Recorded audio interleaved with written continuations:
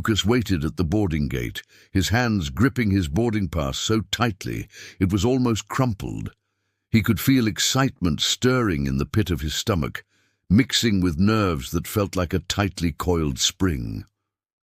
All around him, people bustled about checking their phones, sipping overpriced airport coffee, or calling loved ones before their flights.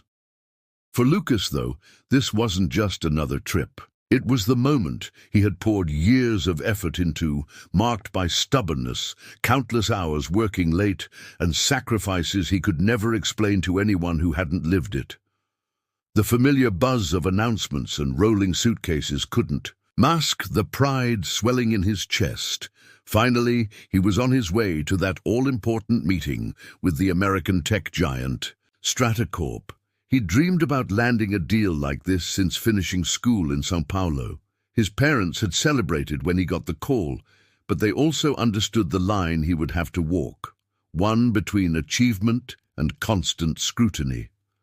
Lucas had lost count of the times he'd sensed people's disbelief at his seat at the table, or the subtle looks people gave each other when he spoke up in meetings. Still, he always made sure to stand tall, to say something meaningful, almost as if every sentence he spoke had to prove something not just for him, but for every other professional who ever felt overlooked or underestimated. With each step onto the jet bridge, Lucas felt his heart beat a little faster. The flight attendants welcomed him with pleasant smiles, and he nodded back, trying to match their easy confidence. The airplane was filling up, people sliding into their seats or tucking away laptops in tight compartments overhead. Lucas found his spot by the window and settled in, arranging his suitcase and coat just so. As passengers continued to board, he could not help but notice a few curious glances cast his way. Some measured, some fleeting. He was no stranger to this, having long since grown accustomed to challenging unspoken boundaries in places where, more often than not, few expected him to belong. He pressed his forehead to the cool glass for a moment, breathing deep to steady himself. Every little detail in this space, the rigid smiles, the brief nods, the polite but firm tone of the cabin crew, reminded him of the endless rituals and coded language of the corporate world. Lucas brushed off the uneasy feeling as best he could, focusing on the reason he was here, to represent not just himself, but everyone who ever waited for a chance like this, determined to make every second count, no matter the silent tests about to come his way. Settling into his first-class seat, Lucas felt a strange mix of pride and anticipation. He'd flown before, but never up here among the deep leather seats and attentive staff who called everyone sir or ma'am. Usually this part of the plane seemed off-limits, reserved for regulars whose lives seemed to orbit around boardrooms and five-star hotels. Now Lucas's name was on the passenger list, and every upgrade in class felt like a milestone he'd earned the hard way, a quiet reminder that effort could tilt the odds, even just a little. You see, he tucked his carry-on away and pulled a folder from his bag, the one where he kept every pie chart and projection that could make or break tomorrow's meeting. The stakes for Stratacorp were huge, but the future of his own team at Brava Tech mattered even more. He flipped through reports for the 10th time, scanning them not so much for mistakes anymore, but for the comfort of familiar numbers and logic. It wasn't confidence that came easily, but one built from tough lessons, constant setbacks, and more than a few stubborn comebacks. He had to keep his mind clear and sharp. This opportunity wasn't just his, but belonged, in a way, to everyone back home rooting for an underdog. As Lucas settled in, he noticed how quiet the cabin was. The other passengers barely made eye contact, too busy reading newspapers or pretending to sleep. A couple near the front chatted about vacation homes on the Cape, laughing softly like they belonged here more than anyone else. The flight attendant passed through, offering wine to the first few passengers, but when she reached Lucas, her smile faded and she skipped over him as though she hadn't seen him at all. It was subtle, but Lucas caught it. Just another gentle push trying to make him feel out of place. Moments later, a man across the aisle peered over at Lucas's folders with an expression that was hard to read. When Lucas caught his gaze, the man asked offhandedly if Lucas was sure he was in the right seat, half joking but not really. It was another reminder, one Lucas knew too well. Some people needed convincing before seeing you as someone who truly belonged. Every little detail, stares that lingered a second too long, a hand that almost reached out but then dropped to a phone instead, was strangely loud. In the quiet luxury of first class, Lucas hardly let it show. He held tight to a lesson his grandmother used to repeat: never let anyone erase you from your own story. As more people boarded, he replayed her words, knowing that whatever happened on this plane was the prelude to the real challenge. But right now, inside this expensive bubble, he could sense the unspoken rules, the way some doors opened easily for some and remained stubbornly shut for others, no matter the ticket in their hand. Near the back of the first-class cabin, John Bradley kept his gaze steady, watching the scene unfold over the rim of his reading glasses. A senior vice president at Stratacorp, who had been with the company since the 90s, John was known for how he steered things from the shadows, always quietly but decisively.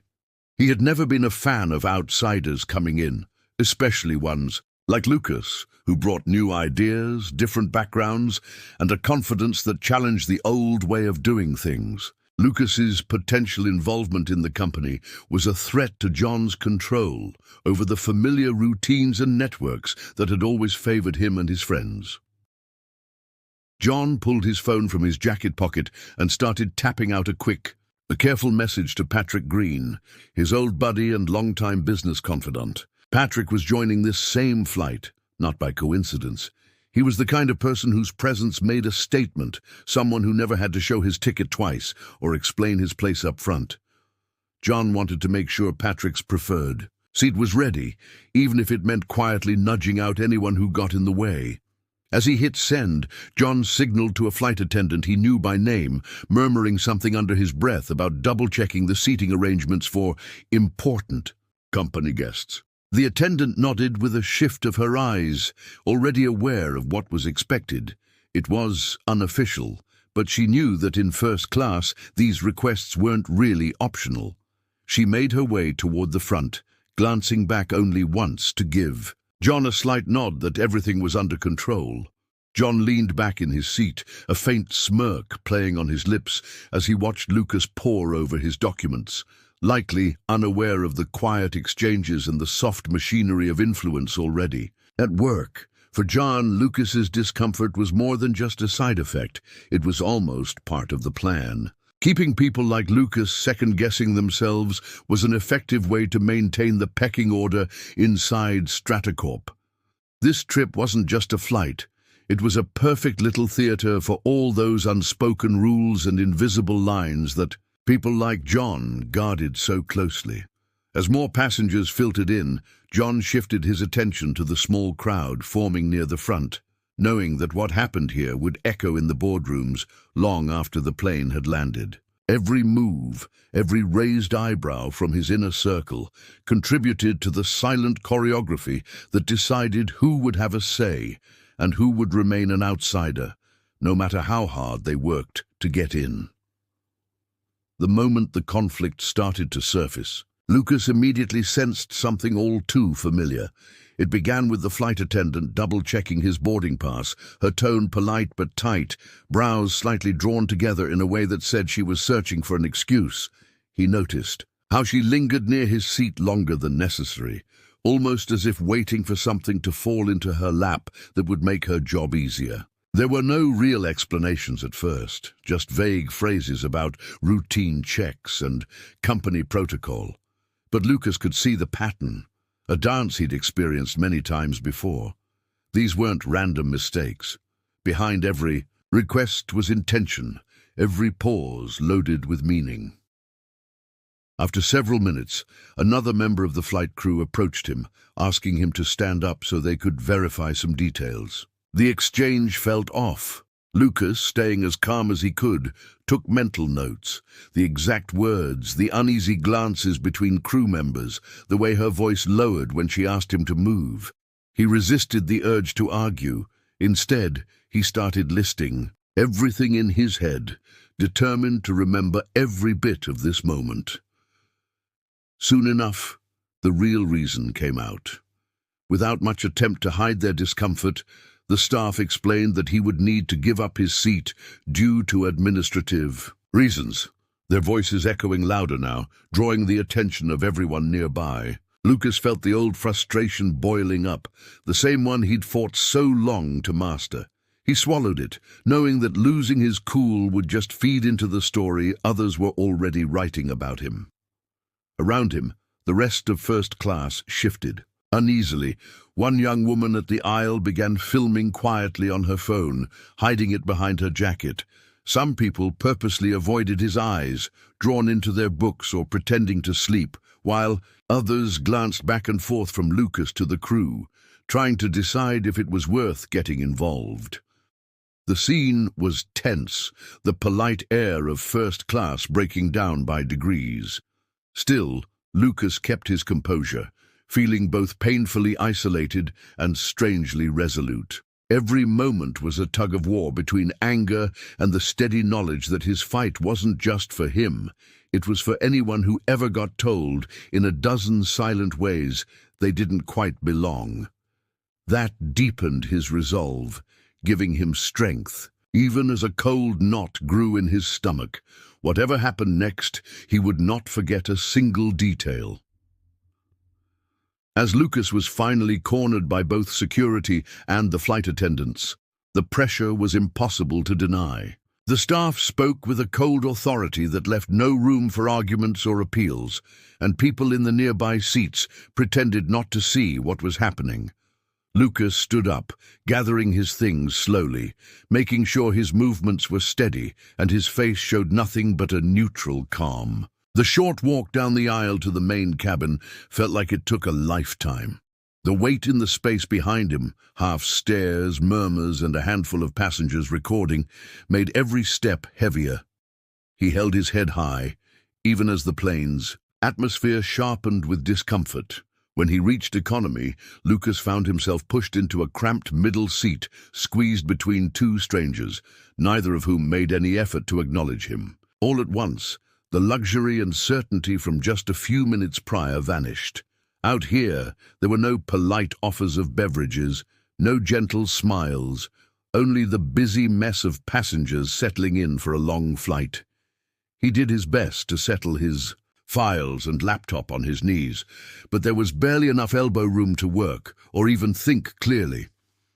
As the crew moved back and forth, helping other passengers, Lucas could not shake the feeling of every inch lost, of both physical space and something deeper. It was hard not to see this whole ordeal as a message. It did not matter how successful or hard-working you were, since there were always people ready to put you back in your proper place. Still, Lucas found a strange peace in his own silence. It was not the kind of silence that gave up or shrank away. It was the silence of someone counting, making a mental note of every grimace, every avoidance, every small gesture that built up the bigger picture. His mind drifted to all the times he had felt this squeeze before, where opportunity got smaller, voices got quieter, and there always seemed to be invisible bars between him and the next level. This time, though, something shifted. Lucas felt deep down that he had reached his limit of pretending not to notice, or of swallowing things he should not have to. He thought of the strangers who watched, the woman who filmed. There was power in how these moments added up.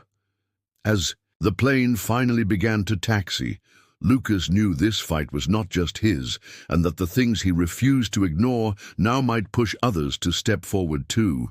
He was determined not to walk this road alone anymore.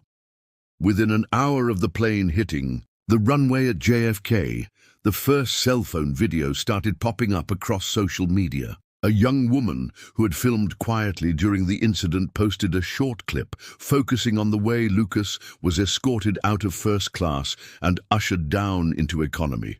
She wrote just a brief caption, "Still happens in 2024. Shameful." But it was all that was needed.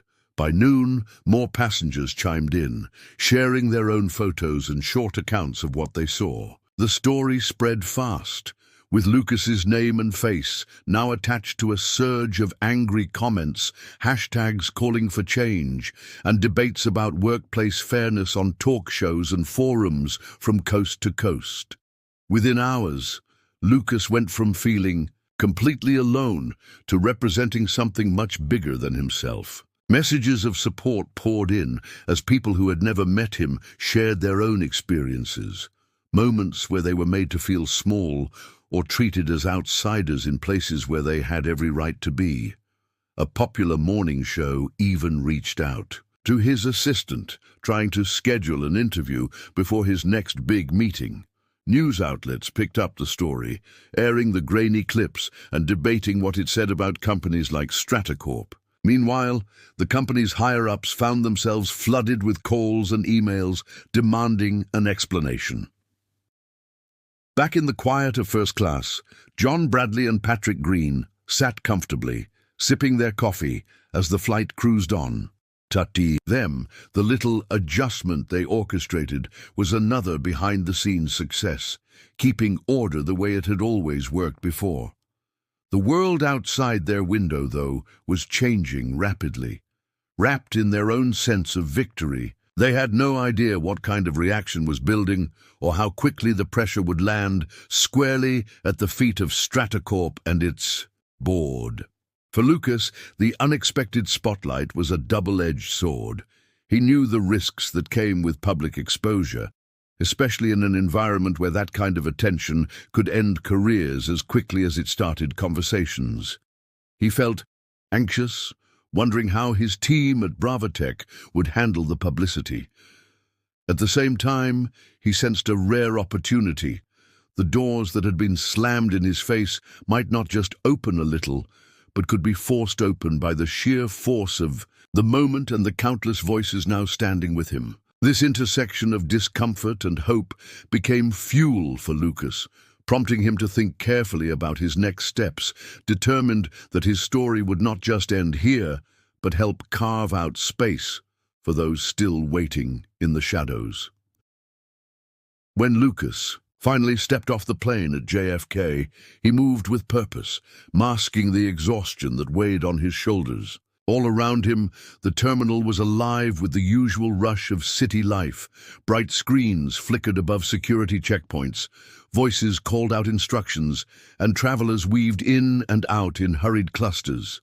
But today, for Lucas, the airport felt less like a gateway and more like an obstacle course, each doorway a reminder of the battle he had just fought, and the bigger one still waiting ahead. He straightened his jacket and double-checked that all his paperwork was in order before moving toward the ride-share pickup spot. The city outside was grey and brisk, typical for New York in late spring, and as Lucas slipped into the back of a yellow cab, his phone buzzed non-stop with notifications. He ignored them for now, focusing on the looming meeting at Stratacorp's glassy Manhattan headquarters. The cab sped through crowded avenues, past Central Park and under the shadow of old brownstones, until the corporate world rose up around them in steel and glass. Inside the Stratacorp lobby, Lucas's confidence wavered as he stepped toward the front desk. The receptionist, dressed in a sharp navy suit, greeted him with a thin, professional smile and asked for his name one more time, even though he had already presented his badge and introduced himself. There was a short delay as his information was cross-checked against a list, and Lucas could feel the familiar chill of being doubted by people who had never walked in his shoes. Security guards looked on from their posts with the practiced blankness of professionals, but Lucas saw their hesitation in the way they triple-checked his clearance. Other employees passed by, barely acknowledging him, their eyes flickering, with a mixture of curiosity and suspicion. Lucas couldn't help but notice how easy it was for others to slip through with nothing more than a nod, while he was left waiting, standing awkwardly with his briefcase close to his side. The sting of the morning's ordeal was still fresh, blending now with the coldness of institutional skepticism that he faced in this high-rise lobby. The air seemed heavy with unspoken questions about his right to be there. No one said anything, but the message was the same as ever. "Are you sure you belong here?" Lucas steadied his breath, told himself this was just one more test, and tried to turn the sting of exclusion into a quiet resolve. If change was going to take root, someone had to make the discomfort visible, to turn every doubt and barrier into a reason to keep pushing for something better. As he waited to be let through the doors, Lucas promised himself that he would walk into that room not just to prove his worth, but to open the way for others who would follow. After a long wait, Lucas was finally greeted by Alison Meyer, the CEO of Stratacorp. She approached with a firm handshake and a practiced smile, leading him through a hallway lined with glass walls and muted artwork toward the boardroom. The bright lights and modern design did little to mask the nerves floating around the big, wooden table where the board of directors sat waiting. Lucas could sense it straight away. Every person in the room had seen the viral video, their faces marked by a mix of embarrassment, calculation, and curiosity. Some offered strained welcomes, their words light but their eyes flickering with discomfort. Others simply avoided meeting his gaze, focusing on their laptops or the notepads in front of them. Alison, careful to keep the atmosphere contained, opened the meeting with a formal apology on behalf of the company. The board followed her lead, offering up short, vaguely apologetic comments about unfortunate circumstances and vowing to review procedures. None of it rang entirely genuine to Lucas, who was well accustomed to these kinds of corporate dance routines. He listened, nodding when polite, but he scanned the room, searching for any hint of honesty among those facing him. He could feel the division among the executives. Some were clearly worried about the damage to their reputation and eager to move past the incident before it caused any more trouble. Others, clinging to old company traditions, watched him with suspicion, their arms crossed as if bracing for an attack. The room treaded a thin line between wanting things to return to normal and fearing that normal was exactly what needed to change. When it was his turn, Lucas spoke clearly and without bitterness. Rather than exploding in anger or accepting the apologies at face value, he described the events on the plane in simple terms, laying out exactly how he had been treated, what it revealed about the company's culture, and why it mattered far beyond just one flight. He explained what would need to change if his investment in Stratacorp was to move forward, drawing on the public's reaction as evidence that the world outside these walls was watching. Lucas turned his silence and pain into leverage. He made it clear that the humiliation was not just a personal slight but a wake-up call, one the company could not afford to ignore. The boardroom grew even more tense as his words settled in, and for the first time, Lucas saw hints of real uncertainty flicker across the old guards' faces. In that moment, it was obvious that they all understood. Things would not be swept aside so easily now, and public eyes would hold them accountable in ways that internal politics never could. Later, that night, Lucas finally found a moment alone in his hotel room, high above Midtown. The window framed a view of bright city lights and endless yellow taxis below, but inside everything was quiet except for the low hum of the air conditioning. For the first time all day, Lucas let himself feel the emotional weight of everything he had been through. The silence pressed in as he replayed every small slight, every moment when he'd been questioned, dismissed, or treated like an outsider, not just today, but at every turning point in his journey up the corporate ladder.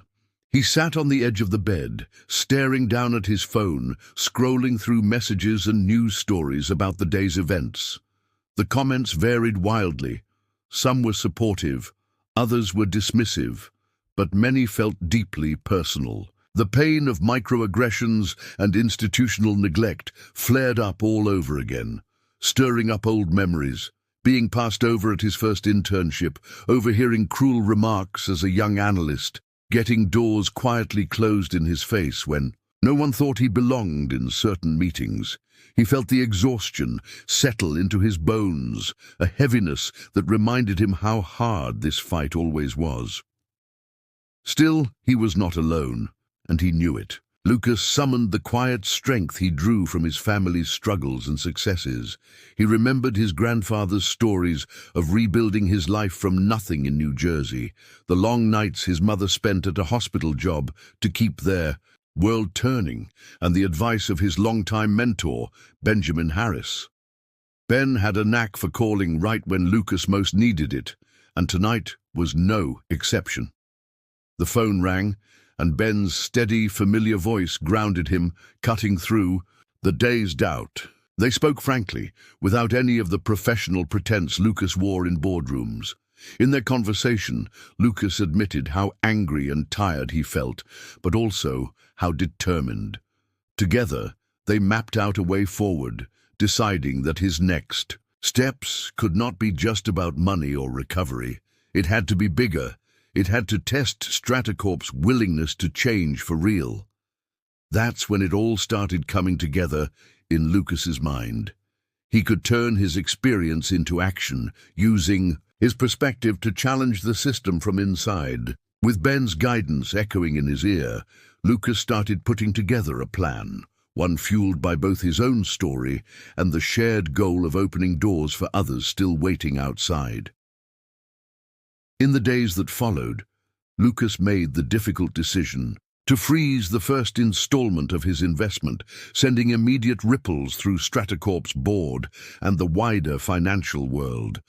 He had never intended for things to escalate so quickly, but by holding back those funds, he was rewriting the rules and ensuring his message could not be brushed aside. Wall Street took notice almost immediately.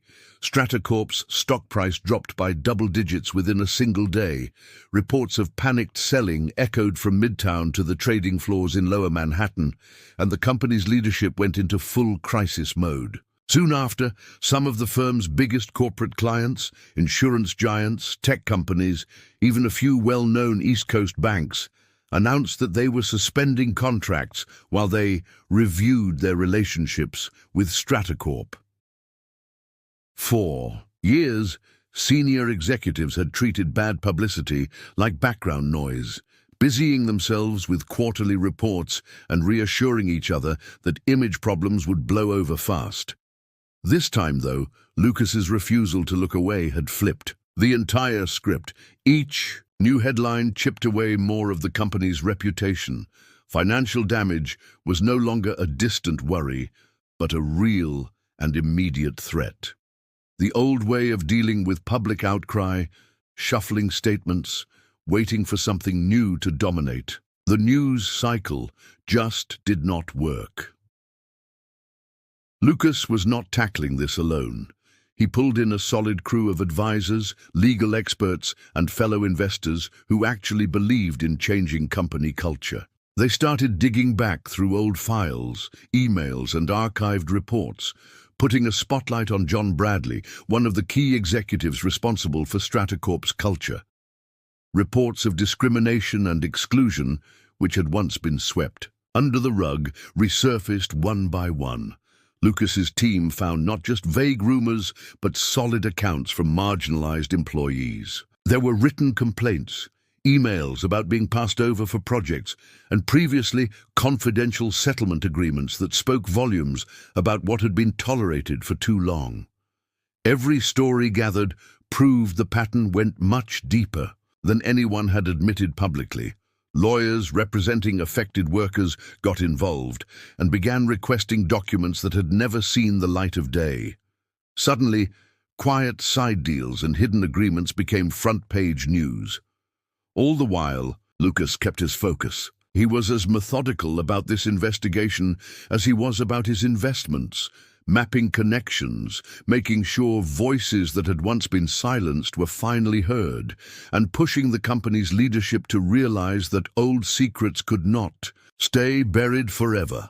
The situation grew more complicated when John Bradley, refusing to go down quietly, decided to fight back in the most predictable way possible. John tapped his deep network of industry contacts, reaching out to media connections, consultants, and a few high-powered lobbyists.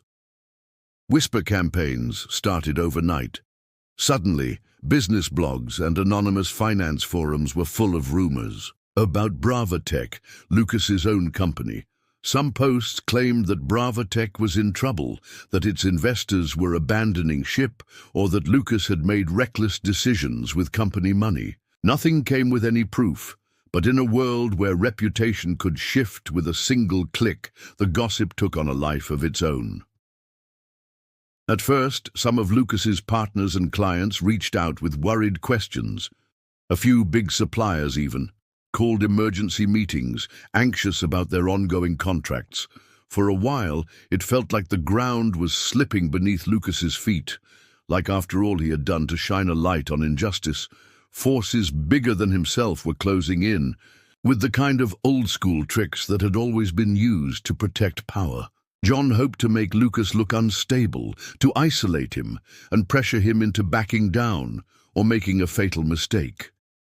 Lucas, though, refused to play defense. He called his team together in the Bravatech conference room on a rainy Monday morning and laid it all out. We will not answer rumors with more rumors. We stick to facts, stay visible, and help our clients see exactly what we're building. He assigned trusted staff to speak personally with key partners, providing written updates about the company's actual financial health and sharing forward-looking business plans. Bravatech made a point of announcing new contracts and product launches, proving to the world, and especially to those stuck in the rumor mill, that the business was not just stable, but thriving. Meanwhile, Lucas doubled down on building relationships with allies inside and outside the company. He met proactively with senior executives from client firms, listened to their concerns, offered tours of project sites, and made sure the conversation always circled back to transparency and shared success. He let partners see not only that Bravatech was solid, but that Lucas himself would not be bullied into silence or forced off course by underhanded moves. Under the surface, Lucas saw what was really happening. This went far beyond a battle for contracts or market share. It was a familiar blueprint for maintaining power, spread fear, cast doubt, and isolate those who dare to challenge the old ways. Lucas wouldn't be intimidated. He understood too well that if he stepped back now, nothing would ever change. The tide truly began to shift when Maria Henderson, a flight attendant who had worked for Stratacorp's charter airline for over 10 years, found herself unable to keep following orders she knew were wrong. Maria had always prided herself on her professionalism and composure, but after months of uneasy glances and whispered, "Don't ask" instructions from John Bradley and his allies, her conscience became too heavy to ignore. Late one evening, she reached out to Lucas's legal team using a secure message, offering not just her story, but proof. Voice recordings of onboard conversations and a folder stuffed with internal documents detailing exactly how Stratacorp's discriminatory policies had been enforced behind closed doors. Maria understood the risk as soon as she got involved. Overnight, her life took on a new level of pressure. She started receiving calls from blocked numbers threatening her job and safety. Co-workers whom she had once called friends stopped returning her messages, worried that even a show of friendship might put them on the wrong side of management.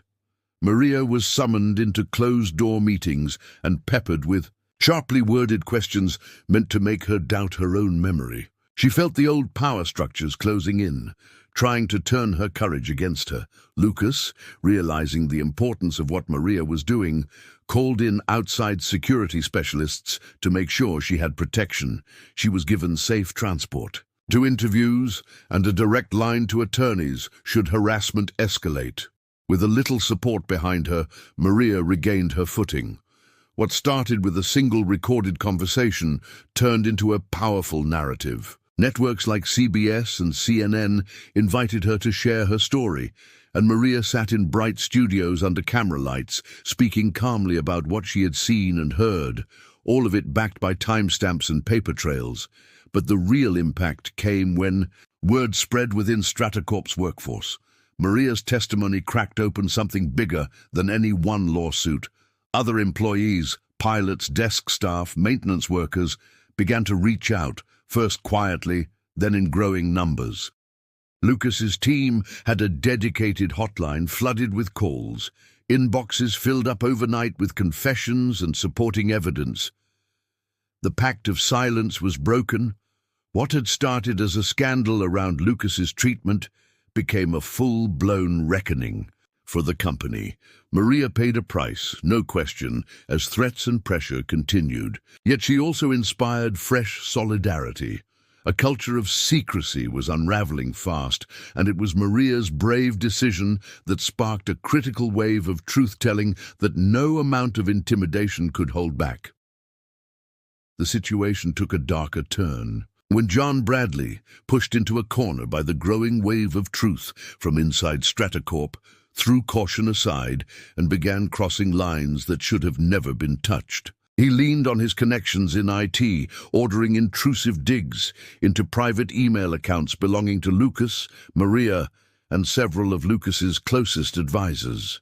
Files were stolen, edited, and returned to the news with made-up details meant to damage reputations. It did not stop at online snooping. Lucas's parents, who lived in a quiet suburb in New Jersey, found their mailbox overflowing with anonymous threats.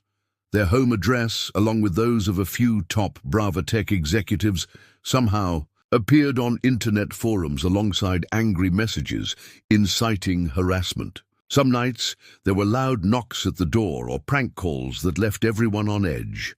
Maria, too, felt the mounting pressure. She received text messages with threats against her children's school, along with fake subpoenas warning her to shut up for good. Police cars showed up during family dinners, supposedly responding to phony reports. Friends from her old flight crews were questioned by strangers asking just a bit too much about her routine. The message from John and his loyalists was clear. If you don't fall in line, your life becomes a target.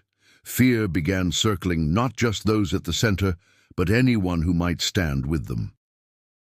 Through it all, Lucas knew that giving in would only strengthen the old order. He brought together his team, Bravotech's leadership, Maria, senior legal counsel, and crisis management experts, and they went over every new threat calmly.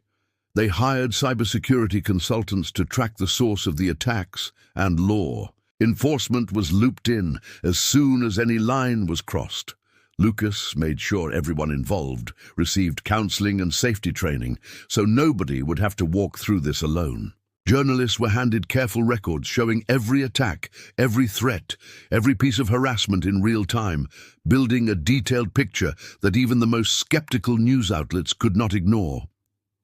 Lucas started filing formal reports on every illegal move and pressuring investigators to dig deeper into Stratacorp's operations. He collected every document and message, understanding that the only way to protect his team and stop the cycle was to expose the whole rotten structure out in the open. The more John and his side tried to silence everyone, the more they revealed about just how far they would go to keep power. And that proof, brought together and documented, would soon become impossible for anyone to dismiss or deny. As the tension kept building, Lucas soon found himself facing a new challenge, this time not just on the trading floor or in public opinion, but inside a New York City courtroom. Stratacorp decided to take him to court, filing a lawsuit that demanded he release The investment funds he had frozen. Suddenly, everything Lucas and his team had built came under legal fire, and the fight shifted into an unfamiliar, more rigid battleground. Walking through the courthouse on the first morning, Lucas felt the weight of each step. He glanced around and noticed John Bradley sitting confidently with a line of suited attorneys, not looking the least bit concerned. The judge assigned to the case, Judge Stephen Holland, was someone whose name had shown up more than once in New York's business scene. Lucas's legal advisor, Rachel Myers, whispered to him that Judge Holland was notorious for having connections that ran deep into corporate circles. As the hearings began, it quickly became obvious that this was not going to be a fair fight. Decisions came down swiftly, and each one seemed to tilt in Stratacorp's favor. Motions by Lucas's lawyers were denied without much explanation. And when they tried to present key evidence about the pattern of discrimination, the judge called it irrelevant or dismissed it on technicalities. Even when Maria's clear, undeniable testimony was brought up, Judge Holland found ways to question its admissibility, picking apart details and siding again and again with John's experienced legal team. At one point, a piece of evidence that had taken Lucas's group weeks to obtain, emails showing a clear pattern of retaliation, was excluded because the judge said it was out of scope. It became painfully clear that the deck was stacked against them, and Lucas felt an old bitter frustration creep in as every day in court seemed to chip away at hope. But Lucas refused to let the injustice silence him. Again and again he and his team regrouped at the end of each long, draining day, going over new angles, collecting every ruling, and reaching out to reporters tracking the trial. Lucas reminded his team that this was a fight with real meaning. It was about calling out a whole system, not just one company. Instead of folding, he worked even harder to document each bias in the courtroom, knowing that exposing this skewed process was now just as important as the business fight itself. Even after the court handed down a decision in Stratacorp's favor, ruling that Lucas had to unfreeze the investment, he was not willing to just accept the result and move on. Lucas had always played the long game. As soon as the judge's ruling hit the news, Lucas and his team began putting Plan B into action. They had spent weeks quietly gathering evidence about the connections between John Bradley and Judge Stephen Holland. Now Lucas gave the green light to share everything, dropping files and timelines with major newspapers, trusted broadcast networks, and a few legal watchdog groups that specialized in court oversight. The story was not just about one unfair trial. It was about conflicts of interest, backroom deals, and a legal system that could be swayed away from justice by private influence. Journalists were quick to dig in. Outlets like the New York Times and NPR ran pieces tracing years of quiet meetings, expensive dinners, and cozy corporate events that tied John and Judge Holland together. Court transcripts were examined line by line, revealing how every big ruling in the case somehow favored Stratacorp, while important evidence and testimony were dismissed or ignored. Legal experts lined up on nightly news shows, calling out the trial as a perfect example of why so many Americans had lost faith in fair play in the courts. The public, hungry for accountability after so many scandals in business and politics, took the story and ran with it. Strangers posted detailed timelines and connections across social media, demanding to know how such things could happen right in the heart of Manhattan. Suddenly, everything that had been hidden behind legal jargon and formal rituals came out into the open. People could see the manipulation for what it was, not clever lawyering, but powerful people using their positions to cover for each other. Stratacorp's victory speeches were drowned out by skeptical reporting and pointed questions about whether they had truly won on the facts or simply by working the system to their advantage. Maria's story got another round of attention. Her courage and Lucas's refusal to give up began to look like the only real wins in a mess of dirty tricks. The pressure built fast. Officials had to start talking about ethics reforms in the courts. Lucas realized that even if he had lost that round, honesty and persistence had changed the debate. Now the fight was not just his anymore. It had become everyone's call for something better. Backed into a corner by the unexpected backlash and with his reputation unraveling in the headlines, John Bradley made one final reckless move.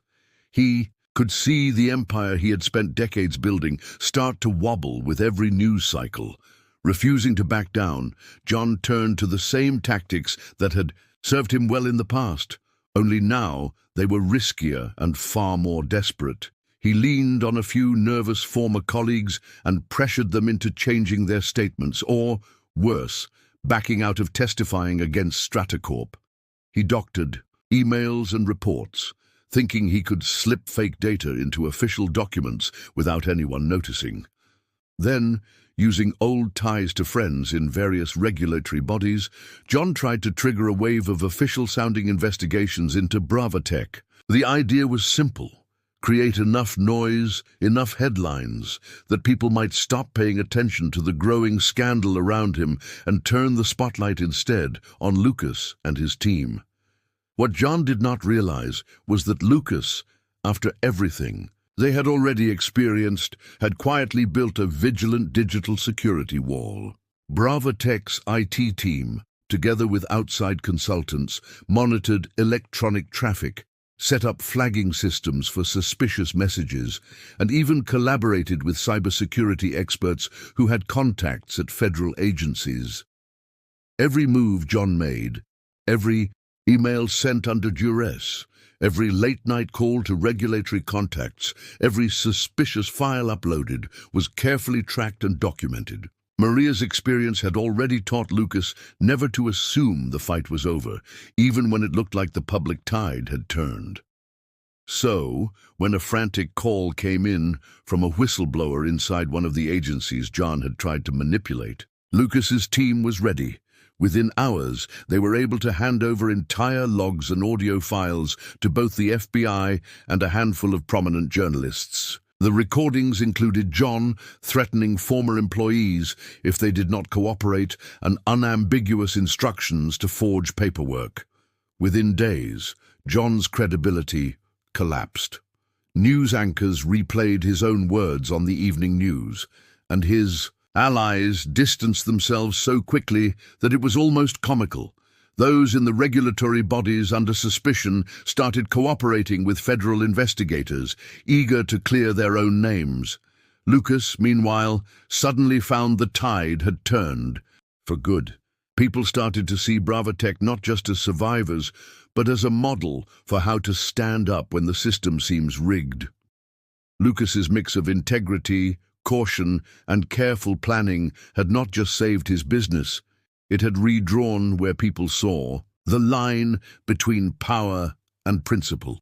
In the months that followed, federal investigations moved faster than anyone had expected, peeling back layers of corruption that had been woven into Stratacorp's history for decades. The FBI, joined by several regulatory agencies, traced a web of fraud, backdoor deals and money laundering schemes that led straight to John Bradley and a tightly knit group of insiders who had steered the company's course for years.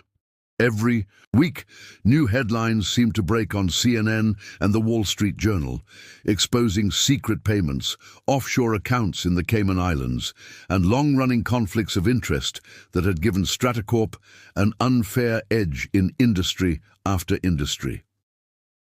Reporters dug into records, revealing how certain suppliers and consultant firms were little more than fronts for siphoning off company profits. Former employees came forward, emboldened by Lucas Henderson's determination and newfound public support. Their stories detailed company retreats on private Caribbean islands, unexplained bonuses, and a pattern of using power to crush those who questioned the leadership. It was not just business as usual, it was a blueprint for abuse, carried out with arrogance and, for a long time, with the blessing of a system that looked the other way. As the evidence stacked up, it became impossible for Stratacorp's top brass to hide behind statements or legal tactics. Investors who had once kept quiet out of loyalty or hope for big returns now demanded sweeping changes. Big clients, major airlines, state governments, and household name retailers put out joint statements underscoring that they would cut ties unless Stratacorp took serious steps to clean house. Regulators, armed with hundreds of pages of documentation, pressed for real reforms. New board members, transparent accounting, and deep reforms to inclusion and diversity practices. The pressure from the media only added to the urgency. Nightly, news reports played video clips of John being escorted out of company headquarters. Families of affected employees were interviewed on morning shows, their accounts fueling fresh outrage. Lucas and Maria, once lone voices pushing for fairness, found themselves in a new spotlight. They were not just survivors, they had become leaders in a national conversation about corporate ethics. What kept the movement strong was the clear, steady push from Lucas and his allies. They never let the focus drift from real accountability.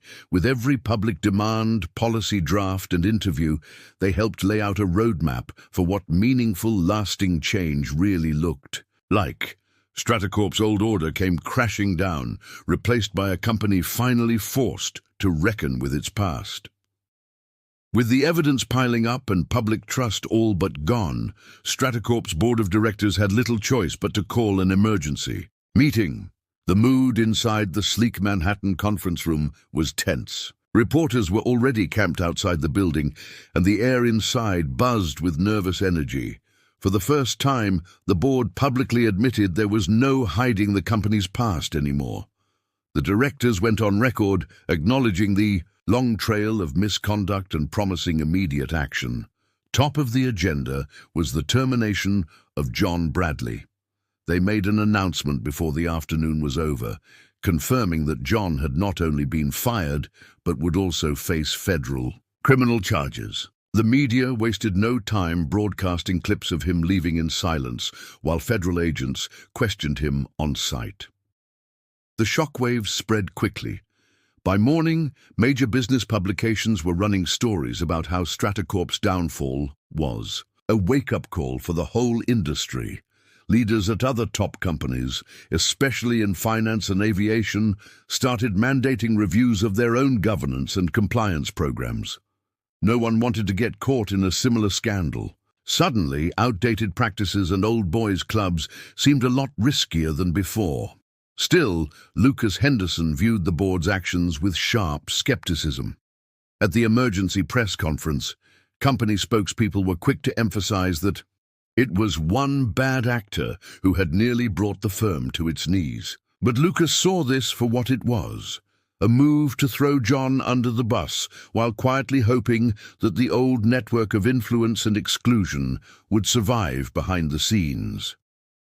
From years fighting up the ladder, Lucas had learned how the system protected itself, adapting just enough to weather each storm without ever changing at its core. Rather than settle for the board's gesture, Lucas and Maria escalated their campaign. They spoke out repeatedly, stressing that real change would only happen if Stratacorp committed to full transparency, overhauled its leadership, and put concrete anti-discrimination and inclusion measures in place. Lucas reached out to investors, who were demanding more than just apologies. He pushed board members in public forums to answer for their own roles in the company's failures. Week by week, new discussions opened up, sparking debates about what real accountability would actually require, not just for Stratacorp, but for an industry that had too long looked the other way. Lucas refused to let the conversation stall at symbolic gestures. He held tight to the belief that if everyone just moved on too quickly, nothing would change, and history would simply repeat itself. When federal agents finished sifting through thousands of pages of emails and memos seized during the investigation, what surfaced left no doubt. The discrimination and shady practices at Stratacorp had not just been the desperate acts of John Bradley. Tucked among the documents were memos with direct instructions and signatures from Harold Grant, the longtime CEO everyone assumed was above reproach.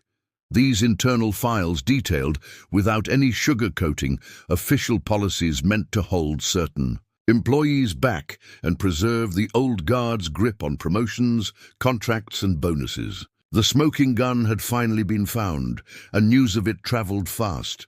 For Stratacorp's board and their last defenders, these revelations just tore down the final wall they had tried to hide behind.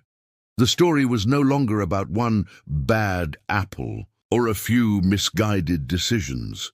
It was now clear that deep flaws came from the very top.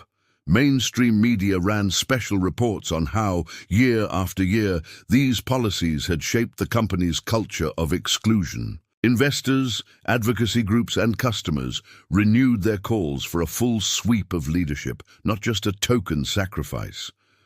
Lucas Henderson, who had fought so long for this moment, could sense the change everywhere, in company halls, in newsrooms, and even at industry events where nobody could avoid talking about what had happened. He was not alone now. Internal allies who had once kept quiet out of fear joined the effort to push for true reform. Together, they made it impossible for the board and shareholders to dodge the issue or push the problems back under the rug.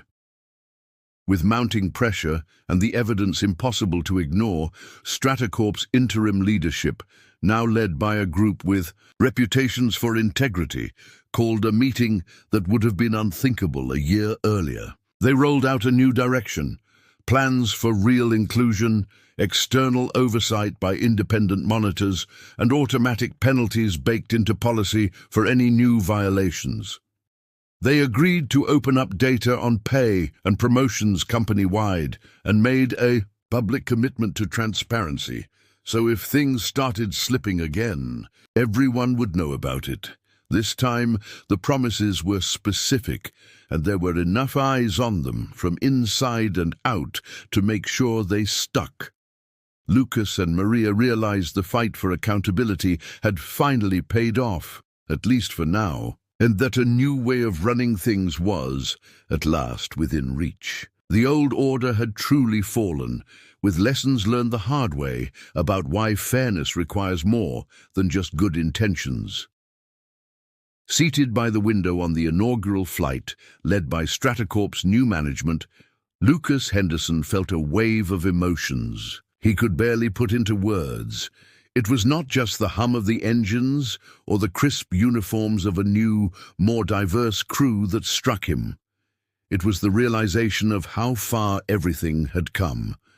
Less than a year before, exclusion and backroom deals had been so deeply rooted in Stratacorp and its peers that no one even questioned them. Now those old ways were being torn down piece by piece.